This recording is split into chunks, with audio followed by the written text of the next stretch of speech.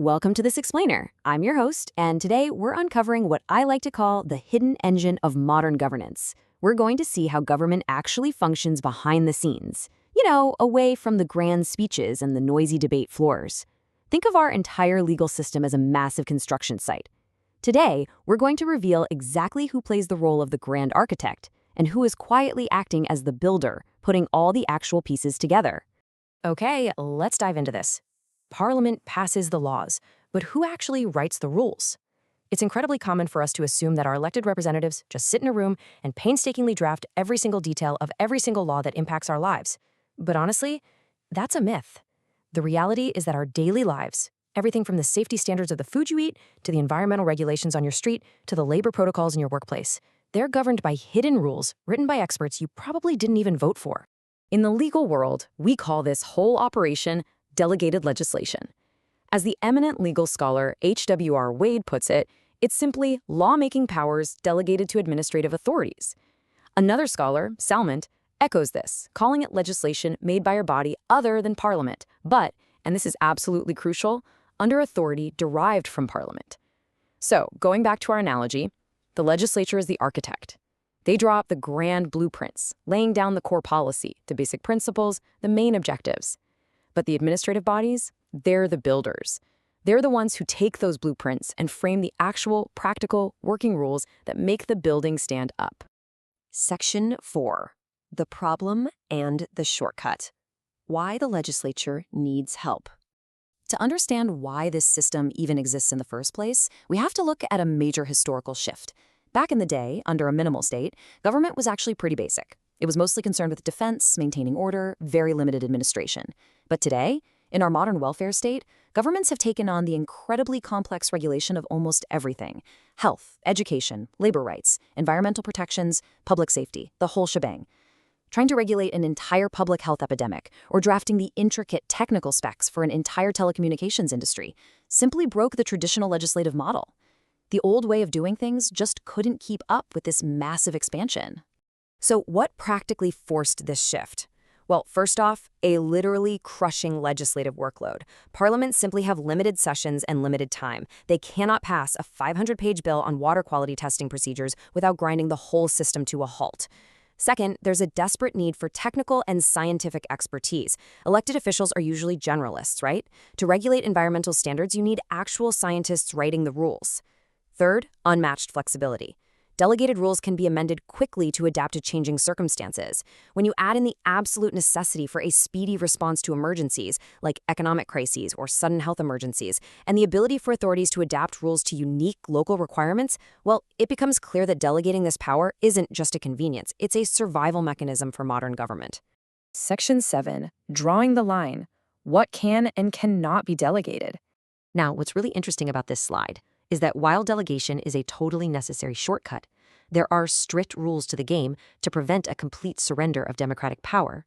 The legislature can safely hand off permissible items like rulemaking, procedural details, highly technical matters, and local adaptations. That's totally fine. But what cannot be delegated under any circumstances is basic legislative policy and the essential principles of the law. Parliament can't just pass a blank piece of paper to an environmental agency and say, hey, go regulate the environment however you see fit. No way. They have to set the standard first. And this brings us to a massive, absolutely vital safeguard known as the doctrine against excessive delegation. A legislature's delegation of power becomes totally invalid when it is abdicating essential lawmaking responsibility. Think about it. If a legislature completely throws its hands up and surrenders its core essential role, the courts will step in. A landmark example establishing this is the Delhi Laws Act case, where the Supreme Court made it abundantly clear that while you can delegate the details, you can never, ever delegate the core soul of the law. Section 10.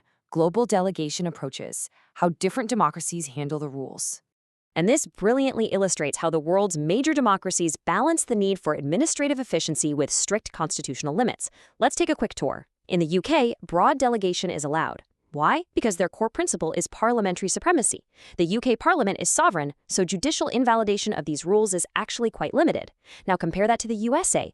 They maintain strict controls because their entire system is built on a rigid separation of powers. So the U.S. courts exercise strong judicial review and demand very clear standards. Then there's India. India takes a carefully balanced approach, grounded in constitutional supremacy. They permit the necessary delegation to keep the massive welfare state running, but they maintain controlled, robust judicial review to prevent overreach. Section 12. Keeping power in check. Safeguards against executive overreach. Okay, so we have to introduce the complication here, the dark side of handing over all this power to unelected officials. Whenever you have massive administrative efficiency, you inherently create the possibility for the misuse of executive power.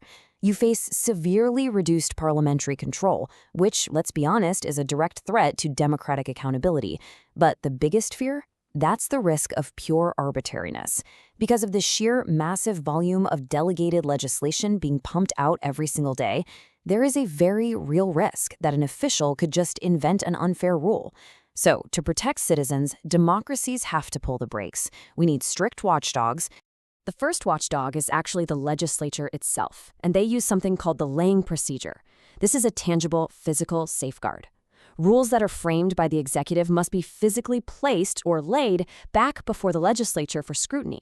And this happens in 3 stages. First, simple laying, where the rule is just presented for information. Second, negative laying, where the rule stands unless the legislature actively steps in to annul it. And third, affirmative laying, where the rule is so critical it literally cannot go into effect until the legislature explicitly approves and debates it. Now, our second watchdog is the judiciary. If the legislature is too swamped to catch a bad rule, the courts definitely aren't. Courts use specific legal grounds to strike down arbitrary rules. First is ultra vires, which simply means the agency acted way beyond the powers they were originally granted. Second, if a rule violates the Constitution or fundamental rights, it's struck down immediately. They also look out for excessive delegation, mollified exercise, meaning the administrative body acted in bad faith or with an improper purpose, and procedural impropriety, meaning they skipped mandatory legal steps. To really anchor this concept, let's look at this quote summarizing a landmark case, Chintamani Rao versus the state of Madhya Pradesh. In this instance, the court actively struck down excessive restrictions that had been imposed on citizens through delegated powers. This perfectly demonstrates how judicial review isn't just some abstract, theoretical concept. It is a vital, active shield that protects you and me from unchecked administrative power. Let's move to Section 17, Sub-Delegation Explained. Passing the baton. So, what happens when the delegated authority gets totally overwhelmed and tries to hand their power off to someone else further down the chain? Well, we have a Latin principle for that, delegatus non potest delegare. It forcefully translates to, a delegate cannot further delegate. If the legislature explicitly trusts a specific government minister with rulemaking power, that minister generally cannot just pass the baton to an unauthorized, lower-level department head. They were entrusted with the power, and they alone are expected to use it. So the crucial point is this one exception. Subdelegation is valid only where the parent statute expressly or impliedly authorizes it. And this is actually a brilliant balancing act by the legal system. On one hand, you need local administrative convenience. The head of a massive federal agency physically cannot sign every single local permit rule. But on the other hand, without strict authorization, you risk a severe diffusion of power, where literally nobody knows who is actually accountable for the rules being made. Which brings us right back to our final provocative question. If unelected experts are the ones writing the detailed rules that actually govern your daily life, who is really in charge? As we've explored today, delegated legislation is the invisible, highly technical engine keeping our modern welfare state running. It's efficient, it's adaptable, and it's absolutely necessary. But without those fierce legislative and judicial watchdogs we talked about, that engine can easily run off the tracks and threaten democratic accountability. I really want you to keep that delicate balance in mind the next time you read about a new government regulation in the news. Thank you so much for joining me on this explainer, and keep questioning the rules.